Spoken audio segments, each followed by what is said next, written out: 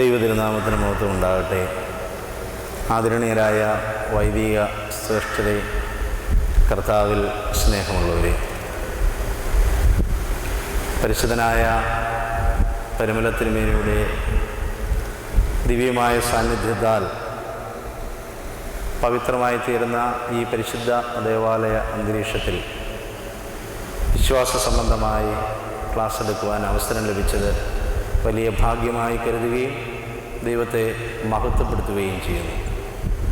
ഇങ്ങനെയൊരു അവസരം ഒരുക്കിത്തന്ന ഈ സെമിനാരിയുടെ മാനേജർ വന്യനായ ഔഗ്യറമ്പാച്ചനോടും മറ്റ് ശ്രേഷ്ഠരായ വൈദികരോടുമുള്ള സന്തോഷവും നന്ദിയും ആദ്യമേ ഞാൻ രേഖപ്പെടുത്തട്ടെ.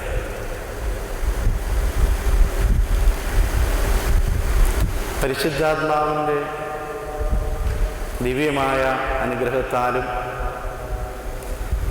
പ്രാർത്ഥനയുടെയും സമർപ്പണത്തിൻ്റെയും അടിസ്ഥാനത്തിലും രൂപപ്പെട്ട ദിവ്യമായ ആരാധന ഉള്ള ഒരു സഭയാണ് ഓർത്തഡോക്സ് സഭ. വേദപുസ്തക പഠനങ്ങൾ ഇന്ന് കാണുന്നത് പോലെ വേദപുസ്തക പഠനങ്ങളായി രൂപപ്പെട്ട് വരുന്നതിന് മുമ്പ് തന്നെ അന്തരാത്മാവിൽ ദിവ്യ വെളിച്ചം ലഭിച്ച് ദൈവത്തെ ആരാധിപ്പാനും വേദപുസ്തകം പഠിക്കുന്നതിന് ഉള്ള മുഖാന്തരമായി തീരുവാൻ ആരാധനയിൽ അതിദിവ്യമായി കോർത്തിണക്കി ചേർത്തിരിക്കുന്ന ആ ഒരു ക്രമം പരിശുദ്ധാത്മാവിൻ്റെ അനുഗ്രഹമല്ലാതെ മറ്റെന്താണെന്നാണ് നമുക്ക് പറയാൻ സാധിക്കുന്നത്. കാലം മാറി, നൂറ്റാണ്ടുകൾ പിന്നിട്ട് പഴയ രീതികളിൽ നിന്നൊക്കെ തികച്ചും വ്യത്യസ്തമായ രീതിയിലുള്ള പഠനങ്ങളും പഠിപ്പിക്കലുകളും ഒരുപക്ഷെ സഭയെന്ന നാമത്തിൽ വിശ്വാസ സംബന്ധവും ആരാധനാപരവുമായ വ്യത്യാസങ്ങളോടുകൂടി നമുക്ക് ചുറ്റും പുതിയ പ്രതിഭാസങ്ങളൊക്കെ ഉടലെടുത്തപ്പോൾ നമ്മുടെ സഭയുടെ ആരാധനകളും കൂദാശകളും ചിട്ടകളുമൊക്കെ ചോദ്യം ചെയ്യപ്പെടുവാൻ തക്കവണ്ണം ഇടയായിട്ടുണ്ട്. എന്നാൽ ആദ്യമേ ഞാൻ സൂചിപ്പിച്ചതുപോലെ പരിശുദ്ധാത്മാവിൻ്റെ കൃപയാലും തങ്ങളുടെ ജീവിതത്തിൻ്റെ ഒഴിച്ചുകൂടാൻ കഴിയാത്ത സമർപ്പണത്തിൻ്റെയും ഭാഗമായി ജീവിതത്തിൻ്റെ ഭാഗം തന്നെയായി ആരാധനയും ജീവിതവും ഒന്നിച്ച് പോയിക്കൊണ്ടിരുന്ന ഒരു ക്രമം, അത് തങ്ങളുടെ നെഞ്ചോട് ചേർത്ത് പിടിച്ച് വിശ്വാസത്തോട് ചേർത്ത് ജീവിക്കുന്ന നല്ല ഒരു ശതമാനം ആളുകൾ ഇപ്പോഴും സഭയിൽ സജീവരാണ്. അവർ വിശ്വാസത്തിനും സഭാജീവിതത്തിനും മുൻതൂക്കം കൊടുക്കുന്നെങ്കിലും ഈ തരത്തിലുള്ള ചോദ്യങ്ങൾ, ആധുനികമായ രീതിയിലുള്ള ചോദ്യങ്ങൾ ചോദിച്ച് നമ്മുടെ വിശ്വാസികളെ വഴിതെറ്റിക്കുകയോ അവരിൽ അസന്നിഗ്ധമായ അവസ്ഥ വിശ്വാസത്തെ സംബന്ധിച്ചുണ്ടാക്കുകയോ ചെയ്യുന്നു എന്നുള്ളതും ഒഴിച്ചുകൂടാൻ കഴിയാത്ത ഒരു യാഥാർത്ഥ്യമാണ്.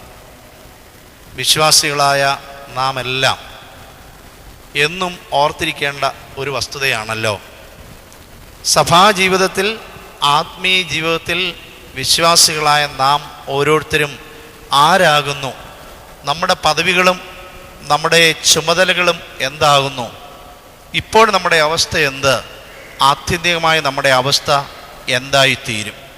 ഈ ചോദ്യങ്ങൾ ചോദിക്കുകയും അതിന് സാവകാശം ഉത്തരം കണ്ടെത്തുകയും ഉത്തരം ഇത് നൽകിക്കൊണ്ടിരുന്ന പഴയ തലമുറയോട് ചേർന്ന് നടക്കുകയും ചെയ്യുമ്പോൾ മാത്രമേ കാലികമായ ജീവിതത്തിന്, ധാർമ്മികതയ്ക്കും ആരാധനയ്ക്കും ജീവിതത്തിന് തന്നെയും നല്ല ഒരർത്ഥം കണ്ടെത്തുവാൻ സാധിക്കുകയുള്ളൂ.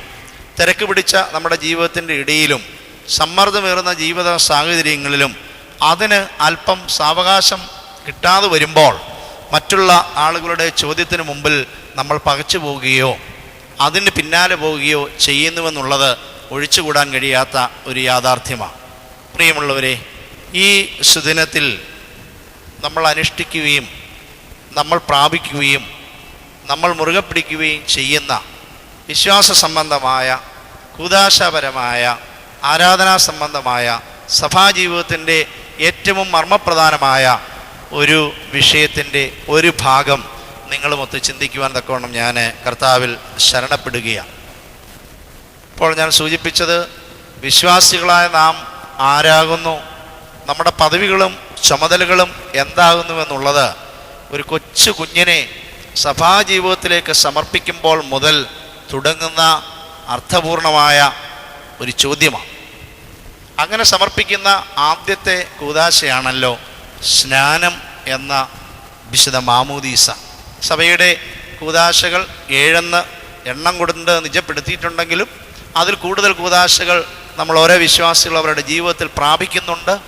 ഈ 7 കൂദാശയിൽ ഒരു വിശ്വാസി സ്വീകരിക്കുന്ന ആദ്യത്തെ കൂദാശയാണ് വിശുദ്ധ മാമോദീസ, വിശുദ്ധ സ്നാനം എന്നുള്ളത്.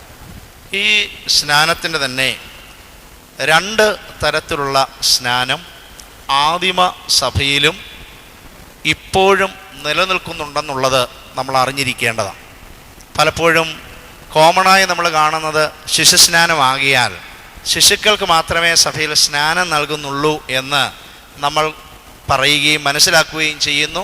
അങ്ങനെ മാത്രമേ ഉള്ളൂ എന്ന് ചിലപ്പോൾ നമ്മൾ തെറ്റിദ്ധരിക്കുകയും ചെയ്യാൻ സാധ്യതയുണ്ട്. എന്നാൽ അങ്ങനെ ക്രിസ്തീയ സഭയുടെ തുടക്കം മുതൽ ഇന്നുവരെയും 2 തരത്തിലുള്ള സ്നാനം സഭയിൽ നിലനിൽക്കുന്നുണ്ട്.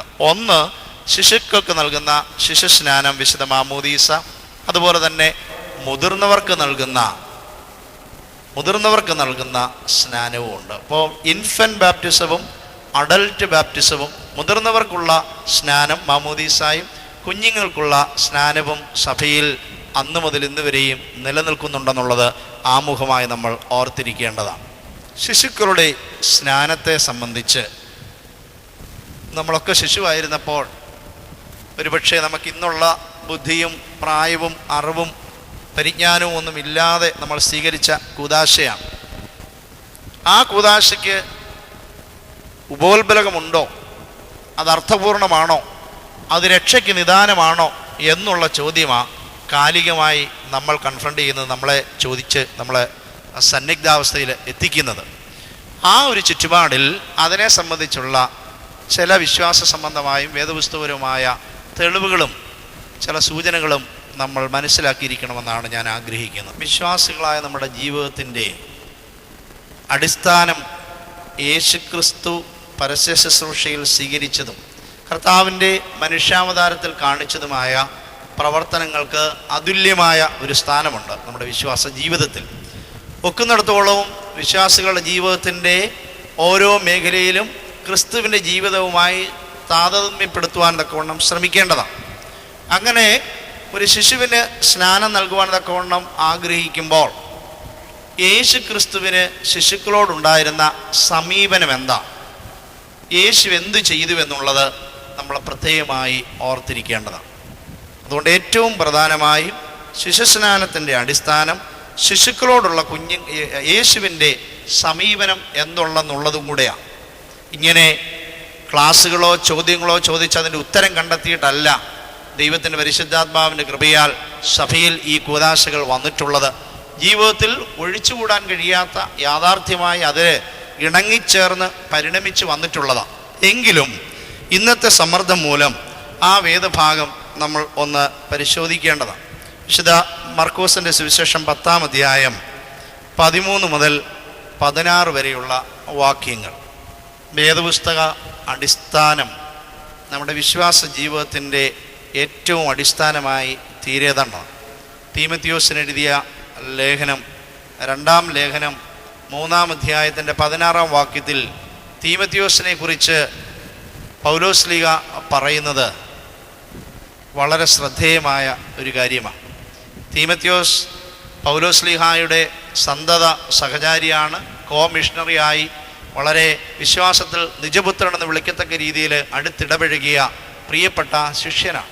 എന്നാൽ അദ്ദേഹത്തിൻ്റെ പിതാവ് ഒരു യവനനായിരുന്നു, ഒരു ഗ്രീക്കുകാരനായിരുന്നു. അമ്മ ഒരു യഹൂദ്യ സ്ത്രീയുമാണ്. അമ്മയുടെയും വല്യമ്മയുടെയും വിശ്വാസവും ആത്മീയ ജീവിതവും ഈ മകനെ രൂപപ്പെടുത്തുന്നതിന് വേണ്ടി ഉപയോഗിച്ചു. അതിന് സഹായമായി തീർന്നുവെന്ന് പൗലോസ്ലീഹ തന്നെ പറയുന്നുണ്ട്. എങ്കിലും തീമത്തിയോസ് വളർന്ന് അദ്ദേഹത്തിൻ്റെ ജീവിതം സുവിശേഷത്തിനായി സമർപ്പിച്ചപ്പോൾ പിന്നീട് പൗലോസ്ലീഹ തീമത്തിയോസിനെ ഓർമ്മപ്പെടുത്തുകയാണ്. താൻ കടന്നുപോയതിന് ശേഷവും എന്നും ഓർത്തിരിക്കത്തക്ക രീതിയിൽ പറയുന്നത്, നീ ചെറുപ്പം മുതൽ പഠിച്ചിട്ടുള്ള ആരിൽ നിന്ന് പഠിച്ചുവെന്ന് ഓർക്കുകയും ചെറുപ്പം മുതൽ തന്നെ നീ പഠിച്ച് അതിൽ നിലനിന്നതുമായ വിശ്വാസവും വേദപുസ്തക അടിസ്ഥാനവും എന്ന് അടിവരയിട്ട് പൗലോസ്ലീഹ പറയുന്നുണ്ട്. ഇത് തീമോഥെയോസിന് വേണ്ടി മാത്രമല്ല പ്രിയമുള്ളവരെ, നമ്മുടെ എല്ലാവരുടെയും വിശ്വാസ ജീവിതത്തിൽ അടിസ്ഥാനമാക്കേണ്ട ഒരു പ്രമാണമാണ്. വേദപുസ്തകത്തിൻ്റെ അടിസ്ഥാനത്തിൽ വിശ്വാസത്തെ കാണാനും പുനർവ്യാഖ്യാനം നടത്തുവാനും അതിൽ സ്ഥിരത നേടാനും നമുക്ക് സാധിക്കണം. ഞാൻ നേരത്തെ സൂചിപ്പിച്ച ഈ വേദഭാഗം നമുക്കൊന്ന് നോക്കാം. വിശുദ്ധ മർക്കോസിൻ്റെ സുവിശേഷം 10-ാം അധ്യായം 13 മുതൽ 16 വരെയുള്ള ഭാഗം. പൊതുവായ അറിവിലേക്ക് ചില വേദഭാഗം ഞാൻ വായിക്കുന്നു. ഇവിടെ ഇത് വായിക്കാം. അവൻ തൊടേണ്ടതിന് ചിലർ ശിശുക്കളെ അവൻ്റെ അടുക്കൽ കൊണ്ടുവന്നു. ശിഷ്യന്മാരോ അവരെ ശാസിച്ചു. യേശു അത് കണ്ടാറെ മുഷിഞ്ഞ് അവരോട്, ശിശുക്കളെ എൻ്റെ അടുക്കൽ വരുവാൻ വിടുവീൻ, അവരെ തടുക്കരുത്. ദൈവരാജ്യം ഇങ്ങനെയുള്ളവരുടേതല്ലോ. ദൈവരാജ്യത്തെ ഒരു ശിശു എന്ന പോലെ കൈക്കൊള്ളാത്തവൻ ആരും ഒരു നാളും അതിൽ കടക്കുകയില്ല എന്ന് ഞാൻ സത്യമായിട്ടും നിങ്ങളോട് പറയുന്നുവെന്ന് പറഞ്ഞു. പിന്നെ അവൻ അവരെ അണച്ച് അവരുടെ മേൽ കൈവച്ച് അവരെ അനുഗ്രഹിച്ചു. കർത്താവിൻ്റെ പരസ്യ ശുശ്രൂഷ വേളയിൽ ശിശുക്കളെ യേശുതമ്പുരാൻ്റെ അടുക്കൽ പ്രത്യേകമായ അനുഗ്രഹത്തിന് വേണ്ടി കൊണ്ടുവന്നെന്നുള്ളത് ശ്രദ്ധേയമായ ഒരു കാര്യമാണ്. കർത്താവ് ജീവിച്ചിരുന്ന യഹൂദ സമൂഹത്തിൽ ശിശുക്കൾക്ക് പ്രാധാന്യം അധികം ഉണ്ടായിരുന്നില്ല. എങ്കിലും യേശുക്രിസ്തു നൽകുന്ന ദിവ്യമായ അനുഗ്രഹം ഈ കുഞ്ഞുങ്ങൾക്കും ലഭിക്കണമെന്ന് ആ കുഞ്ഞുങ്ങളുടെ മാതാപിതാക്കൾ ആഗ്രഹിച്ചിട്ടാണല്ലോ ശിഷ്യന്മാർ പോലും കർത്താവിൻ്റെ അടുക്കൽ ഉള്ളപ്പോൾ ഈ ശിശുക്കളുമായി യേശുതമ്പുരാൻ്റെ അടുക്കിലേക്ക് കടന്നു വരുന്നത്. മറ്റു കാരണങ്ങളൊന്നും പറയുന്നില്ലെങ്കിലും ശിഷ്യന്മാർ അവരെ തടഞ്ഞു. കർത്താവ് തിരക്ക് ആയതുകൊണ്ടാണോ, കർത്താവിന് ഈ സമയത്ത് കുഞ്ഞുങ്ങളെ പ്രത്യേകിച്ച് തൊട്ട് അനുഗ്രഹം കൊടുക്കുവാനുള്ള മറ്റു തരത്തിലുള്ള എന്തെങ്കിലും വൈഷമ്യങ്ങൾ കൊണ്ടാണോ എന്നൊന്നും നമുക്കറിയില്ല. കുഞ്ഞുങ്ങളെ കണ്ടപ്പോൾ തന്നെ മുതിർന്നവരായ കർത്താവിൻ്റെ ശിഷ്യന്മാർ ഈ ശിശുക്കളെ തടഞ്ഞു. കർത്താവിന് ഉണ്ടായ അനുഭവം, കർത്താവിനുണ്ടായ പെട്ടെന്നുണ്ടായ കർത്താവിൻ്റെ റിയാക്ഷൻ, അതിനോടുള്ള സമീപനം, അവിടെ പ്രത്യേകം ഒരു വാക്ക് ഉപയോഗിക്കുന്നു. യേശു ഇത് കണ്ടപ്പോൾ മുഷിഞ്ഞു. ഈ ശിഷ്യന്മാരുടെ ഈ മുതിർന്നവരുടെ സമീപനം കണ്ടിട്ട് യേശു മുഷിഞ്ഞു. യേശുക്രിസ്തുവിൻ്റെ മരണത്തിൻ്റെ സമയത്ത് പോലും യേശുവിന് മുഷിച്ചിലുണ്ടായിട്ടില്ല. എന്നാൽ ഈ മുതിർന്നവരുടെ സമീപനം കണ്ട് യേശുക്രിസ്തുവിന് മുഷിച്ചിലുണ്ടായി, വൈഷമ്യമുണ്ടായി, പ്രയാസമുണ്ടായി. കർത്താവ് ആ കുഞ്ഞുങ്ങളെ അനുഗ്രഹിക്കുക അല്ല ചെയ്യുന്നത്. രണ്ട് കാര്യം കർത്താവ് ആ അനുഗ്രഹം നൽകുന്നതിന് മുമ്പ് ചെയ്തു. ഇത് ശ്രദ്ധേയമായ കാര്യമാണ്. നമ്മുടെ കർത്താവ് ക്രിസ്തീയ വിശ്വാസത്തിൻ്റെ അടിസ്ഥാനമായി, വിശ്വാസത്തിൻ്റെ നായകനും പൂർത്തി വരുത്തുന്നവരുമായ യേശുക്രിസ്തു ജീവിതകാലത്ത് ചെയ്ത കാര്യമാണ്. കർത്താവ് ആ ശിഷ്യന്മാരെ വിലക്കി കുഞ്ഞുങ്ങളെ തടയരുത് എന്ന് ഉപദേശിച്ചു. കുഞ്ഞുങ്ങളെ യേശുക്രിസ്തുവിൻ്റെ അടുക്കിലേക്ക് വരുന്നത് തടയരുത് എന്ന് കർത്താവ് കൽപ്പനയായി നൽകി. 2, സ്വർഗരാജ്യവും ഈ കുഞ്ഞുങ്ങളെയും തമ്മിൽ ബന്ധിപ്പിച്ച് സംസാരിച്ചു. ഏറ്റവും ശ്രദ്ധേയമായ ഒരു കാര്യമാണ്. കർത്താവിൻ്റെ അടുക്കിലേക്ക് കുഞ്ഞുങ്ങളെ കൊണ്ടുവന്ന മാതാപിതാക്കൾ സ്വർഗരാജ്യവും ഈ കുഞ്ഞുങ്ങളും തമ്മിലുള്ള ബന്ധത്തെക്കുറിച്ച് സംസാരിക്കുമെന്ന് പ്രതീക്ഷിച്ചിട്ടേയില്ല. ശിഷ്യന്മാർ അവരുടെ ഉള്ളിൽ ഒരിക്കലും കരുതിയിട്ടില്ല. പക്ഷെ നമ്മുടെ തമ്പുരാൻ ചെയ്യുന്നത് സ്വർഗരാജ്യത്തെയും ഈ ശിശുക്കളെയും തമ്മിൽ ബന്ധിപ്പിച്ചുകൊണ്ട് സംസാരിച്ചു. അവയെ തമ്മിൽ പരസ്പരം ബന്ധിപ്പിച്ചു.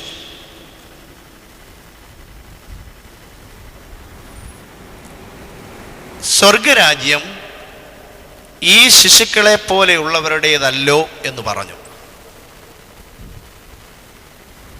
2-ാമത്തെ ഭാഗം, സ്വർഗരാജ്യത്തിൽ പ്രവേശിക്കുന്നതിന് ഈ ശിശുക്കളെ പോലെ ആകുന്നവർക്ക് സാധിക്കുകയുള്ളൂ എന്നും പറഞ്ഞു. സ്വർഗരാജ്യത്തെ ഈ കുഞ്ഞുങ്ങളുടേതിന് ഇവരുടേതുപോലെയുള്ളവർക്ക് നൽകുന്നതാണ് സ്വർഗരാജ്യമെന്ന് പറഞ്ഞാൽ ഇവരും ആ സ്വർഗരാജ്യത്തിൽ ഉണ്ടാവുമോ? നിശ്ചയമായും ഉണ്ടാവും. ഇല്ലെങ്കിൽ ആദ്യ ഭാഗം പറയാതെ ശിശുക്കളെ പോലെ ആകുന്നവർക്കേ സ്വർഗരാജ്യം ഉള്ളൂ എന്ന് കർത്താവ് പറഞ്ഞാൽ മതി.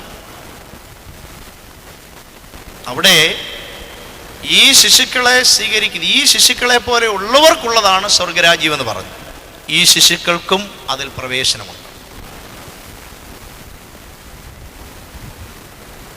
വീണ്ടും കർത്താവ് സത്യമായും ഞാൻ പറയുന്നു എന്നുള്ള ഒരു എംഫസിസ്, ഒരു അടിസ്ഥാനം അല്ലെങ്കിൽ ഒരു കൂടുതൽ വെയിറ്റേജ് നൽകിയാണ് കർത്താവ് ഇവിടെ സംസാരിക്കുന്നത്.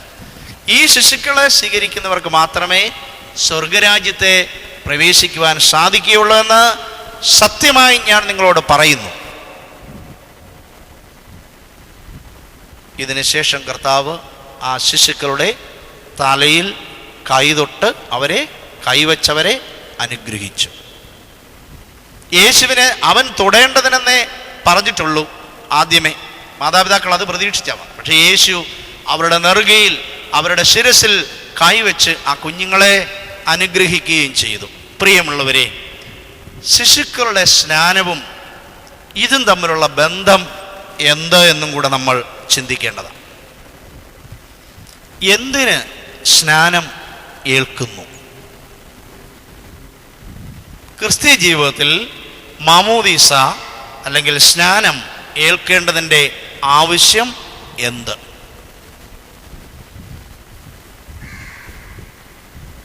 യേശു തമ്പുരാൻ പഠിപ്പിച്ചു, ഒരുവൻ വെള്ളത്താലും ആത്മാവിനാലും ജനിക്കുന്നില്ല എങ്കിൽ സ്വർഗരാജ്യത്തിൽ പ്രവേശിക്കുവാൻ സാധിക്കുകയില്ല. നമ്മുടെ തമ്പുരാൻ ഇത് കൽപ്പിക്കുകയും ഇത് ആചരിക്കുകയും ചെയ്തു എന്നുള്ളതാണ് നമ്മൾ മാമോദീസ സ്വീകരിക്കുന്നതിൻ്റെ അടിസ്ഥാനം.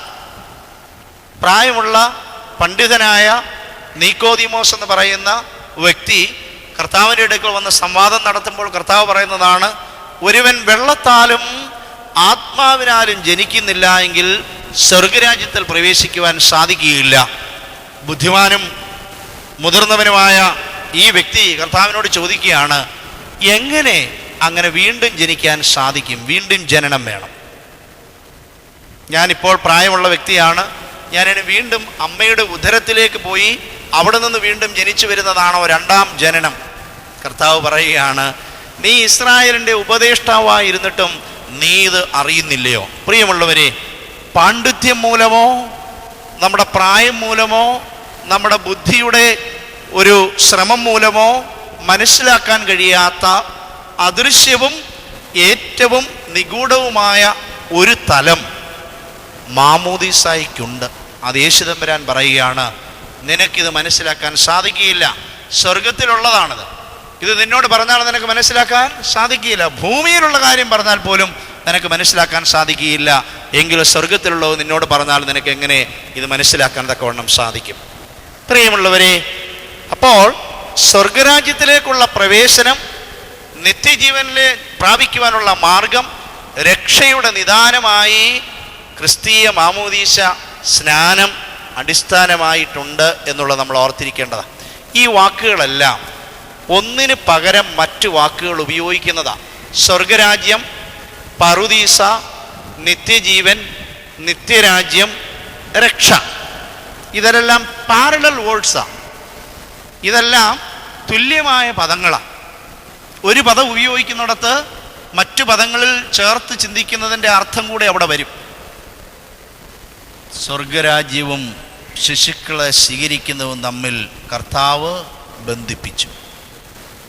പ്രിയമുള്ളവരെ, ഇങ്ങനെ തുറന്ന മനസ്സോടെ അന്നത്തെ സമൂഹത്തിൽ കുഞ്ഞുങ്ങളോടുണ്ടായിരുന്നതായ അവഗണന അല്ലെങ്കിൽ പ്രാധാന്യം നൽകാതിരിക്കുന്ന ആത്മീയ ജീവിതത്തിൻ്റെയും അവിടുത്തെ സൊസൈറ്റിയുടെയും നിയമത്തെ അല്പം പൊളിച്ചെഴുതി സ്വർഗരാജ്യം ഈ ശിശുക്കളെ പോലെ ഉള്ളവർക്കോ ഇവരെ പോലെ ഉള്ളവരുടേതാണ്, ഇവരെ സ്വീകരിക്കുന്നുവെങ്കിലേ നിങ്ങൾക്ക് സ്വർഗരാജ്യം ലഭിക്കുകയുള്ളൂ എന്ന് പറഞ്ഞാൽ മാമോദീസായിൽ കൂടി ലഭിക്കേണ്ട ആത്യന്തിക ലക്ഷ്യമായ നിത്യജീവൻ അല്ലെങ്കിൽ പറുദീസ അല്ലെങ്കിൽ സ്വർഗരാജ്യം ശിശുക്കൾക്കും പ്രാപിക്കുവാൻ സാധിക്കും എന്ന് ലോകത്തിലാദ്യമായി യേശു തമ്പുരാൻ നമ്മുടെ മുമ്പാകെ ആ സ്വർഗരാജ്യത്തിൻ്റെ വാതിൽ തുറന്ന് കുഞ്ഞുങ്ങൾക്കും കൊടുത്തു.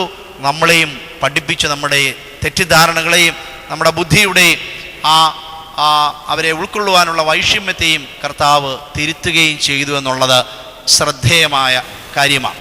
യേശുക്രിസ്തുവിൻ്റെ കുഞ്ഞുങ്ങളോടുള്ള ഈ സമീപനം, സുവിശേഷത്തിൻ്റെ ഈ അന്തസത്ത മനസ്സിലാക്കിയിട്ടാണ് പരിശുദ്ധ സഭ കുഞ്ഞുങ്ങളെയും സഭാജീവിതത്തിൽ കുഞ്ഞായിരിക്കുമ്പോൾ തന്നെ ചേർക്കുവാൻ ശ്രമിച്ചത്. 17-ാം നൂറ്റാണ്ടായപ്പോഴത്തേക്കും ബുദ്ധിപരമായ ചോദ്യം ചോദിച്ച് നീ ഇതെല്ലാം ഏറ്റുപറയുകയും മനസ്സിലാക്കുകയും ചെയ്യുന്നുവെങ്കിൽ സഭാജീവിതത്തിലേക്ക് വരാമെന്നല്ല. ആദ്യത്തെ 16 നൂറ്റാണ്ടുകളിൽ ദൈവത്തിൻ്റെ പരിശുദ്ധാത്മ പ്രേരിതരായി യേശുക്രിസ്തുവിൻ്റെ സമീപനവും കുഞ്ഞുങ്ങളോടുള്ള സ്വർഗരാജ്യത്തിൻ്റെ ആ പ്രാപ്യതയും മനസ്സിലാക്കിയിട്ട് ജീവിതത്തിൽ ഒഴിച്ചുകൂടാൻ കഴിയാത്ത യാഥാർത്ഥ്യമായ ഈ കുഞ്ഞുങ്ങളെ സഭ സന്തോഷത്തോടെ സ്വീകരിച്ചുവെന്നുള്ളതാണ്.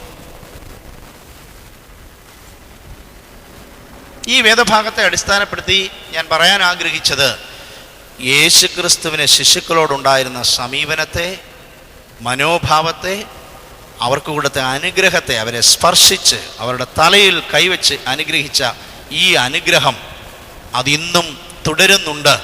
ശിശുക്കളെ തടയാൻ വേണ്ടി ശ്രമിക്കുന്ന ഓരോരുത്തരോടും നിശബ്ദമായോ ശക്തമായോ യേശു തമ്പുരാൻ കൽപ്പിക്കുന്നു, ശിശുക്കളെ എൻ്റെ അടുക്കിലേക്ക് വരുവാൻ വിടുക, അവരെ തടയരുത്. പ്രിയമുള്ളവരെ, ഈ കർത്താവിൻ്റെ ഉള്ളിൻ്റെ ഉള്ളിൽ നിന്ന് സ്വതവേ ഒഴുകിയെത്തിയ ഈ സമീപനത്തെ ശിഷ്യന്മാർക്ക് മാറ്റുവാൻ കഴിയുമോ? ശിഷ്യന്മാർ ആദ്യമേ തടഞ്ഞു, അവരെ കർത്താവ് തിരുത്തി. ഈ സമീപനം ക്രിസ്തീയ വിശ്വാസികളായ നമ്മുടെ ജീവിതത്തിൻ്റെ, നമ്മുടെ കൗദാശികപരമായ ജീവിതത്തിൻ്റെ അടിസ്ഥാന പ്രമാണമായി വേദപുസ്തകത്തിൽ നിന്ന് സഭയിലെ ആദ്യ പിതാക്കന്മാർ സ്വീകരിച്ചു. അതിന്നും അണിമുറയാതെ മുറിഞ്ഞു പോകാതെ നമ്മൾ ഇന്നും തുടരുന്നുവെന്നുള്ളത് ഓർത്തിരിക്കേണ്ടതാണ്. ഞാൻ ആദ്യമേ സൂചിപ്പിച്ചുവല്ലോ, സഭയിൽ 2 തരത്തിലുള്ള സ്നാനം നിലനിൽക്കുന്നുണ്ട്. ഓർത്തഡോക്സ് സഭയുടെ ആത്മീയതയും ആധ്യാത്മീയതയുടെ പ്രത്യേകത മനസ്സിലാക്കി സന്തോഷത്തോടെ അത് സ്വീകരിക്കുന്ന, ഓർത്തഡോക്സ് സഭയുടെ ആരാധനപരമായ ജീവിതത്തിൻ്റെ സുഗന്ധം സന്തോഷകരമായി ഇമ്പകരമായി തോന്നുന്ന പ്രായപൂർത്തിയായ ആളുകൾ കർത്താവിനോട് ചേരുവാൻ ആഗ്രഹിച്ച് ഇന്നും ഈ സഭയിലേക്ക് വരുന്നുണ്ട് എന്നുള്ളത് നിങ്ങൾ ഓർത്തിരിക്കണം. ഈ കഴിഞ്ഞ മാസവും 20 കുടുംബങ്ങൾ നമ്മുടെ സഭയോട്, മുതിർന്നവർ, കേരളത്തിന് പുറത്താണ്, ചേരുവാൻ തക്കവണ്ണം ആഗ്രഹിച്ച് അവരിൽ ചില കുടുംബങ്ങൾക്ക് മാമോദീസ നൽകി എന്നുള്ളത് അതിനോടൊക്കെ ചേർന്ന് പ്രവർത്തിക്കുന്ന ആളെന്നുള്ള നിലയിൽ ഞങ്ങൾക്കറിയാം. എന്നാൽ അത് വലിയൊരു പ്രചരണ മുഖാന്തരമായി ഉപയോഗിച്ച് ആളുകളെ കൂട്ടുന്നതിനോ മറ്റു തരത്തിൽ അതിൻ്റെ പ്രയോജനം ലഭിക്കുന്നതിനോ ഒന്നും സഭ ശ്രമിക്കാറില്ല. നമ്മൾ അങ്ങനെയുള്ള ഒരു കാര്യം ചെയ്യാറുമില്ല സഭാജീവിതത്തിൽ. പ്രിയമുള്ളവരെ, സ്നാനത്തെ സംബന്ധിച്ച്, ഒരു വിശ്വാസ ജീവിതത്തെ സംബന്ധിച്ച്, രക്ഷയെ സംബന്ധിച്ച് പറയുന്ന മറ്റൊരു ഭാഗമാണ് വിശുദ്ധ മർക്കോസിൻ്റെ സുവിശേഷം 16-ാം അധ്യായം അതിൻ്റെ 16-ാം വാക്യം. വിശുദ്ധ മർക്കോസിൻ്റെ സുവിശേഷം 16-ാം അധ്യായം 16-ാം വാക്യം, 15-ാം വാക്യം കൂടെ ചേർത്ത് ചിന്തിക്കുന്നത് നല്ലതാണ്. ഉയർത്തെഴുന്നേറ്റ യേശു ക്രിസ്തു ശിഷ്യന്മാരോട് താൻ ഈ ലോകത്തിൽ നിന്ന് എടുക്കപ്പെടുന്നതിന് മുമ്പ് കൽപ്പിച്ചതായ ഒരു വലിയ കൽപ്പന, ലാസ്റ്റ് കമാൻഡ്മെൻറ്റ് അല്ലെങ്കിൽ ലാസ്റ്റ് ടെസ്റ്റമെൻറ്റ് അവിടെ കൊടുത്തിരിക്കുന്നത്, നിങ്ങൾ ഭൂലോകത്തിലൊക്കെയും പോയി സകല സൃഷ്ടികളോടും സുവിശേഷം പ്രസംഗിപ്പി.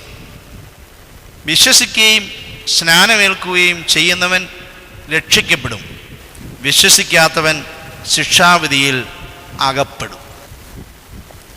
വിശ്വാസം വേണമെന്നും ആ വിശ്വാസത്തോട് ചേർന്ന് സ്നാനം വേണമെന്നും അസന്നിഗ്ധമായി ഇവിടെ പ്രഖ്യാപിച്ചിരിക്കുക.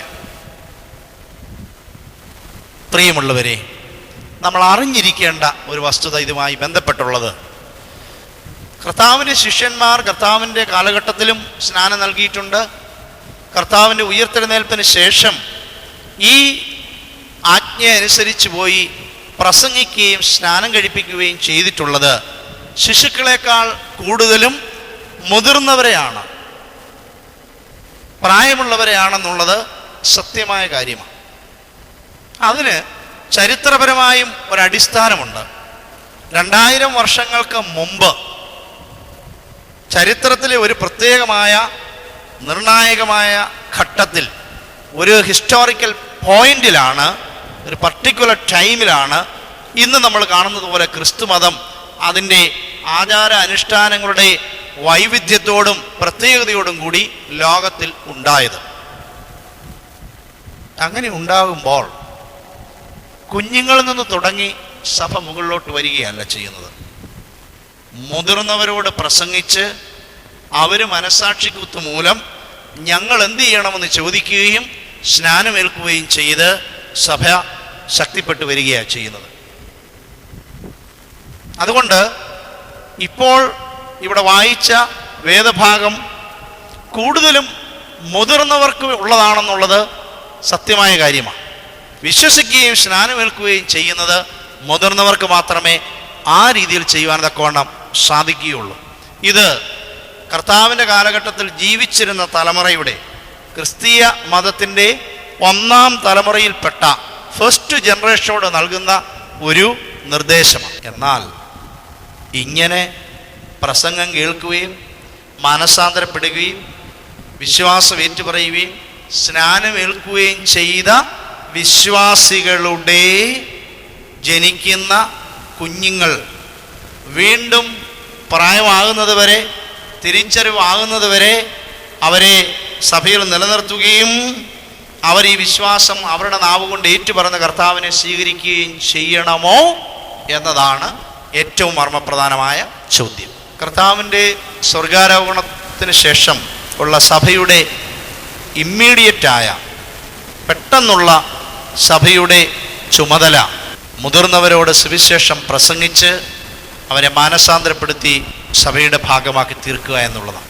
എന്നാൽ അങ്ങനെ സഭയിലെത്തിയ ആളുകൾക്ക് ജനിക്കുന്ന കുഞ്ഞുങ്ങൾ 2ാം തലമുറ, 3ാം തലമുറ മുതൽ കർത്താവിൻ്റെ 2ാമത്തെ വരവ് ആകുന്നതുവരെയുള്ള ചരിത്രത്തിലൂടെയുള്ള സഭയുടെ പ്രയാണത്തിൽ വിശ്വാസം സ്വീകരിക്കുവാൻ പ്രായമാകുന്നത് വരെ വെയിറ്റ് ചെയ്യണം.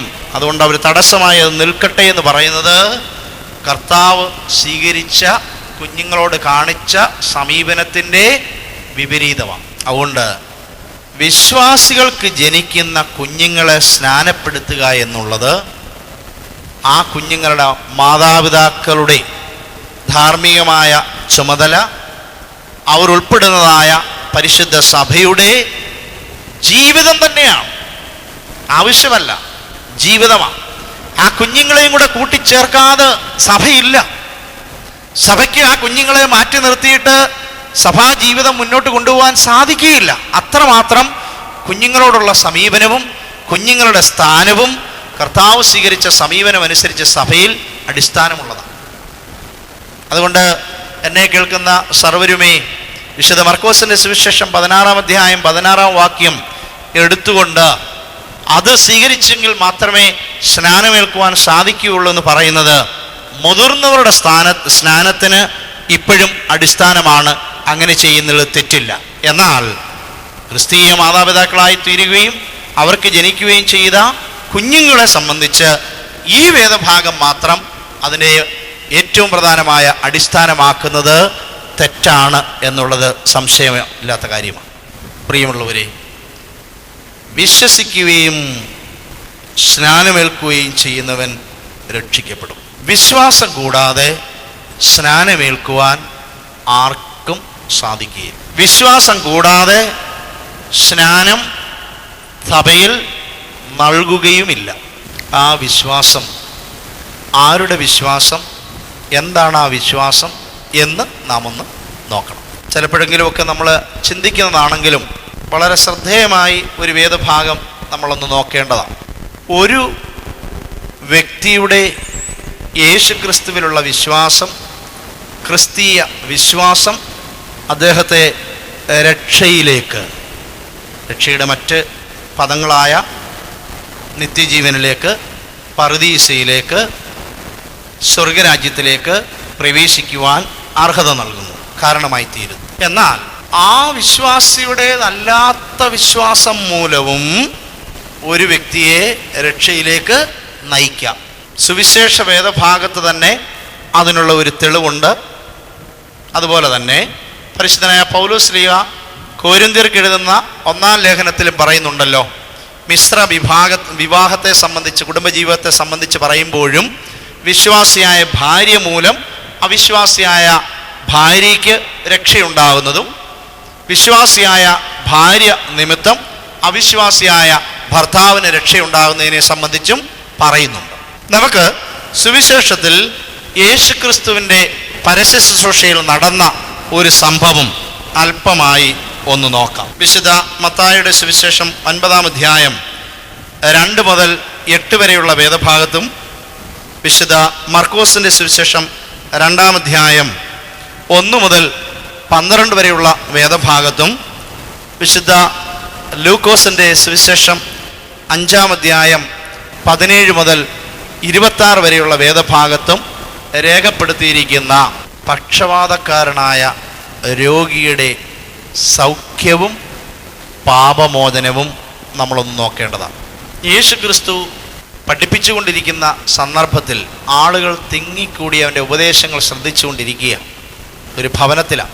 അവിടെ നിന്ന് ദൂരെയുള്ള ഒരു സ്ഥലത്ത് കിടക്കുന്ന തളർവാദിയായ പക്ഷവാതക്കാരനായ, പരസഹായം കൂടാതെ സഞ്ചരിക്കുവാൻ ചലിക്കുവാൻ സാധിക്കാത്ത ഒരു വ്യക്തി യേശുതമ്പുരാൻ്റെ സന്നിധിയിലേക്ക് വരികയാണ്. 4 ആളുകൾ ചേർന്ന് ഈ വ്യക്തിയെ അവിടേക്ക് കൊണ്ടുവരികയാണ്. ഈ കൊണ്ടുവരുന്ന വ്യക്തിക്ക് യേശുക്രിസ്തുവിൽ വിശ്വാസമുണ്ടോ, യേശുക്രിസ്തുവിന് ഈ വ്യക്തിയെ ഇതിനു മുമ്പ് അറിയാമോ, ഇങ്ങനെയുള്ള ഒരു കാര്യങ്ങളും വേദപുസ്തകത്തിൽ രേഖപ്പെടുത്തിയിട്ടില്ല. അങ്ങനെ ചിന്തിക്കുന്നതിന് അർത്ഥവുമില്ല.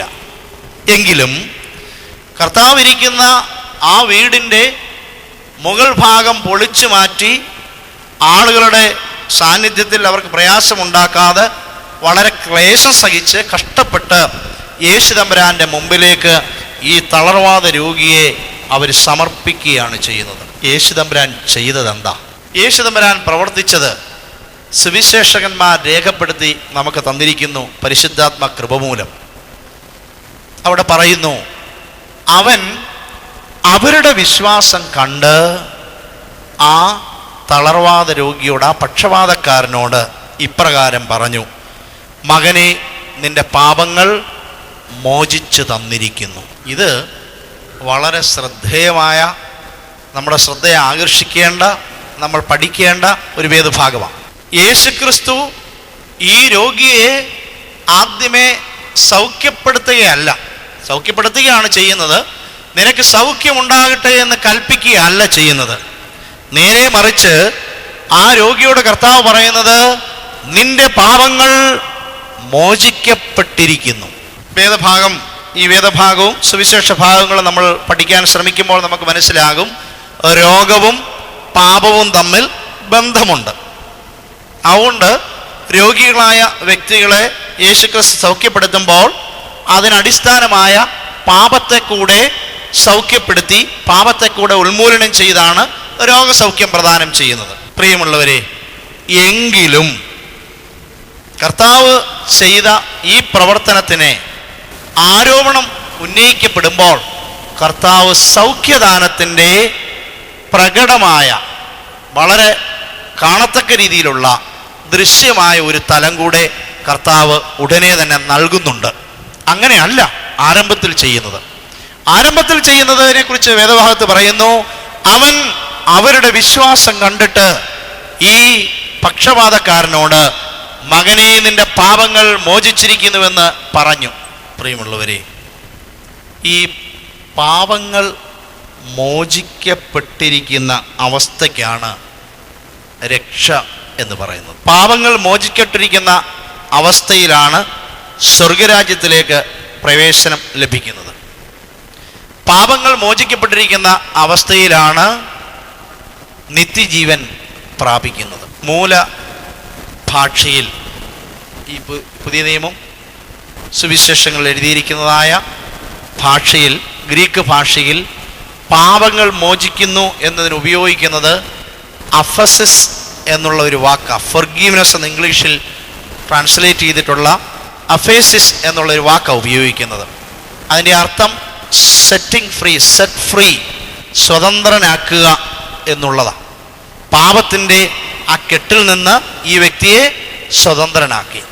വിശുദ്ധ ലൂക്കോസിൻ്റെ സുവിശേഷം 24-ാം അധ്യായം 47-ാം വാക്യത്തിൽ ഉയർത്തെഴുന്നേറ്റ യേശു ക്രിസ്തു യെരുശലേമിൽ ശിഷ്യന്മാരുടെ അടുക്കൽ അവസാനമായി വീണ്ടും പ്രത്യക്ഷപ്പെട്ട് കൽപ്പിക്കുമ്പോൾ പറയുകയാണ്, അവൻ്റെ നാമത്തിൽ, ഉയർത്തെഴുന്നേറ്റിരിക്കുന്ന യേശു ക്രിസ്തുവിൻ്റെ നാമത്തിൽ, മശിഹായുടെ നാമത്തിൽ നിങ്ങൾ മാനസാന്തരവും പാപമോചനവും പ്രസംഗിക്കണം, യെരുശലേമിൽ നിന്ന് തുടങ്ങി എല്ലാ രാജ്യങ്ങളിലേക്കും. അവിടെ പാപമോചനം പ്രസംഗിക്കണമെന്ന് ഉപയോഗിക്കുന്ന വാക്കും അതേ വാക്ക് തന്നെയാണ് അഫസിസ്, ഫൊർഗീവ്നെസ്. പ്രിയമുള്ളവരെ, ഇത് രണ്ടിനും ഉപയോഗിക്കുന്ന ഒരേ വാക്കാണെങ്കിൽ അതിൻ്റെ അർത്ഥം എന്താ? യേശുക്രിസ്തുവിൻ്റെ നാമത്തിൽ നിത്യജീവൻ, രക്ഷ, സ്വർഗരാജ്യം, പരദീസ ലഭിക്കുവാൻ കാരണമാകുന്നുവെന്ന് സത്വർത്തമാന സുവിശേഷം മറ്റ് എല്ലാ സ്ഥലങ്ങളിലേക്കും ഘോഷിക്കണമെന്ന് നിഷ്കർഷിക്കുന്ന അതേ അർത്ഥത്തിൽ തന്നെയാണ് തളർവാദ രോഗി, ഈ പക്ഷപാതക്കാരനായ ഈ രോഗിയോട് കർത്താവ് പറയുന്നത്, നിന്റെ പാപങ്ങൾ മോചിക്കപ്പെട്ടിരിക്കുന്നു, നീ രക്ഷിക്കപ്പെട്ടിരിക്കുന്നു, നീ സ്വർഗരാജ്യത്തിലേക്ക് പ്രവേശിക്കത്തക്ക രീതിയിൽ നിന്റെ പാപങ്ങളിൽ നിന്ന് നീ വിമോചിതനായിരിക്കുന്നു എന്നുള്ളതാണ്. പ്രിയമുള്ളവരെ, അവിടെ കൂടിയിരുന്ന ആളുകൾ ഉടനെ തന്നെ ചോദിച്ചു, ഇവന് പാപങ്ങൾ മോചിക്കാൻ എന്ത് അധികാരം? യേശുവിന് ഈ വ്യക്തിയുടെ പാപങ്ങൾ മോചിച്ചിരിക്കുന്നു എന്ന് പറയാൻ എന്ത് അധികാരം എന്നുള്ളത് അവിടെ കൂടിയിരിക്കുന്ന ആളുകൾ സംസാര വിഷയമാക്കിയപ്പോൾ യേശു ക്രിസ്തു ആ രോഗിയോട് പറയുകയാണ്, ഏതാകുന്നു എളുപ്പം, മകനെ നിന്റെ പാപങ്ങൾ മോചിച്ചിരിക്കുമെന്ന് പറയുന്നതാണോ, കിടക്കയെടുത്ത് നടക്കുക എന്ന് പറയുന്നതാണോ എളുപ്പം? ഇവർ കാണേണ്ടതിന് നീ കിടക്കയെടുത്ത് നടക്കുക. ആദ്യമേ അത് ചെയ്തോ? ഇല്ല. ആദ്യമേ യേശുക്രിസ്തുവിൻ്റെ അടുക്കിലേക്ക് ഈ രോഗിയെ കൊണ്ടുവന്നവരുടെ വിശ്വാസം, അതാണ് അതിന് അടിസ്ഥാനം. ഈ കർത്താവ് സൗഖ്യപ്പെടുത്തിയതിന് ശേഷം എത്രയോ വർഷങ്ങൾ കഴിഞ്ഞ്, പതിറ്റാണ്ടുകൾ കഴിഞ്ഞിട്ടാണ് വിശുദ്ധ വേദപുസ്തകം രേഖപ്പെടുത്തി എഴുതിപ്പെട്ട് നമുക്ക് ലഭിച്ചിരിക്കുന്നത്. ആ സമയത്തും ഈ അടിസ്ഥാനം, യേശുക്രിസ്തു ആ മനുഷ്യന്റെ പാപങ്ങൾ മോചിക്കുന്നതിൻ്റെ അടിസ്ഥാനം നഷ്ടപ്പെടാതെ രേഖപ്പെടുത്തി നമുക്ക് ലഭിച്ചിരിക്കുന്നത് ദൈവത്തിൻ്റെ വലിയ അനുഗ്രഹമാണ്. ആ വ്യക്തിയുടെ പാപങ്ങൾ മോചിച്ചിരിക്കുന്നു, അതുവഴിയായി അവന് സൗഖ്യം ലഭിച്ചിരിക്കുന്നു. പ്രിയമുള്ളവരെ, ഞാനൊന്ന് പറയട്ടെ, എക്സ് എന്ന് പറയുന്ന ഒരു വ്യക്തിയുടെ രക്ഷയ്ക്ക്, പാപമോചനത്തിന് വൈ എന്ന് പറയുന്ന വ്യക്തിക്ക് സാധിക്കും എന്ന് ഈ സംഭവത്തിലൂടെ തെളിയിക്കപ്പെട്ടിരിക്കുക. മറ്റൊരു തരത്തിൽ പറഞ്ഞാൽ, എൻ്റെ രക്ഷയുടെ അടിസ്ഥാനം യേശുക്രിസ്തുവിൽ വിശ്വസിക്കുന്ന 4 ആളുകൾ, ഈ വ്യക്തി കട്ടിലിൽ നിന്ന് ചോർന്നു പോകാതെ, താഴെ പോകാതെ, ഐക്യത്തോടെ, ക്ലേശത്തോടെ കർത്താവിന് മുമ്പിൽ വെക്കത്തക്ക രീതിയിൽ ഒരുമയുള്ള 4 പേരുടെ വിശ്വാസമുണ്ടെങ്കിൽ ഇന്നും ഒരു വ്യക്തിക്ക് രക്ഷ നേടാം. സൗഖ്യമല്ല, സൗഖ്യം അതിനോട് ചേർന്ന് വരുന്നതാ. രക്ഷ നേടാമെന്ന് വളരെ വ്യക്തമായി ഈ സംഭവത്തിൽ കൂടെ കാണിച്ചിരിക്കുക. അതങ്ങനെ തന്നെ രേഖപ്പെടുത്തിയിരിക്കുന്നതൊക്കെ ദൈവത്തിൻ്റെ വലിയ നിശ്ചയമാണ്. പ്രിയമുള്ളവരെ, ആദ്യമേ തന്നെ മകനെ നീ എഴുന്നേറ്റ് നടക്കുക എന്ന് പറയുമായിരുന്നെങ്കിലോ? ഇത്രയും ക്ലേശം കണ്ടു, ശതാധിപൻ്റെ മകൻ, ഭവനത്തിൽ കിടക്കുന്ന മകന് സൗഖ്യം ലഭിക്കണമെന്ന് കർത്താവ് ഇവിടെ നിന്ന് കൽപ്പിക്കുമ്പോൾ സൗഖ്യം ലഭിക്കുക. അങ്ങനെ ഇവരുടെ പ്രയാസം കണ്ട് ദൂരമേ തന്നെ അവനെ സൗഖ്യപ്പെടുത്തുകയല്ല ചെയ്യുന്നത്. കർത്താവിൻ്റെ മുമ്പിലിരിക്കുന്ന വ്യക്തിയോട് പറയുകയാണ്, നിന്റെ പാപങ്ങൾ മോചിച്ചു തന്നിരിക്കുന്നു, നീ രക്ഷിക്കപ്പെട്ടിരിക്കുന്നു, നീ സ്വർഗരാജ്യത്തിലേക്ക് പ്രവേശിക്കാൻ അർഹത നേടിയിരിക്കുന്നു എന്ന് കർത്താവ് കൽപ്പിക്കുകയാണ്. കൂടിയിരിക്കുന്ന ആളുകൾ ചോദിച്ചു, നിനക്കതിനുള്ള അധികാരമുണ്ടോ? അവരൊന്നുകൂടെ ഒന്ന് കാണട്ടെന്ന് വിചാരിച്ച് കർത്താവ് ചെയ്യുകയാണ്, നീ എഴുന്നേറ്റ് നടക്കുക. രണ്ടാമത് അത് കൽപ്പിക്കുന്നത്.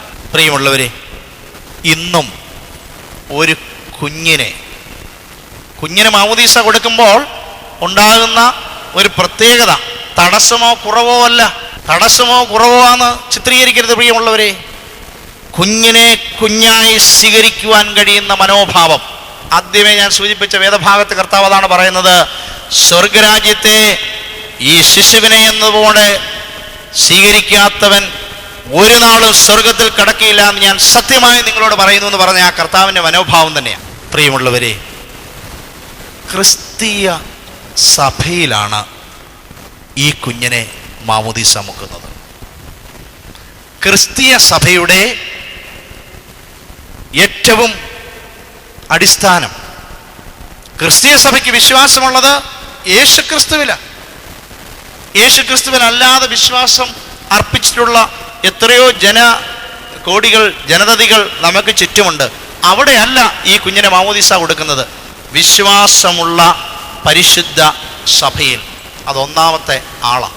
മാമോദീസ ഏൽക്കുന്ന കുഞ്ഞിൻ്റെ മാതാപിതാക്കളുടെ വിശ്വാസം മാതാവിൻ്റെയോ പിതാവിൻ്റെയെങ്കിലും ആകണം. ആ സഭയിലെ അംഗങ്ങളായി തീർന്ന മാതാപിതാക്കളുടെ വിശ്വാസം.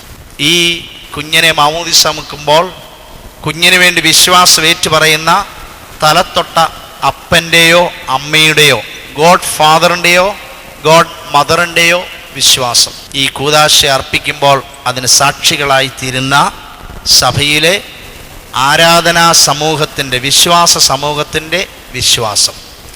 ഈ 4 പേരുടെ വിശ്വാസം സമ്മേളിക്കുന്നിടത്താണ് ഈ കുഞ്ഞിന് പരിശുദ്ധമായ മാമോദീസ നൽകുന്നത്. ഈ 4 ആളുകളെ പോലെ. പ്രിയമുള്ളവരെ, ഇതിനെ 4നെയും അവഗണിച്ചുകൊണ്ട് ഈ കുഞ്ഞിനെ ജീവിക്കാൻ ഈ സഭയിൽ അനുവദിപ്പിക്കുമോ? ഈ കുടുംബത്തിൽ കുഞ്ഞിന് ഭക്ഷണപാനീയങ്ങൾ നൽകി ശാരീരികമായ വളർച്ച മാത്രം സാധ്യമാക്കി തീർക്കുമോ? യേശുക്രിസ്തു അത് പൊറുക്കുമോ?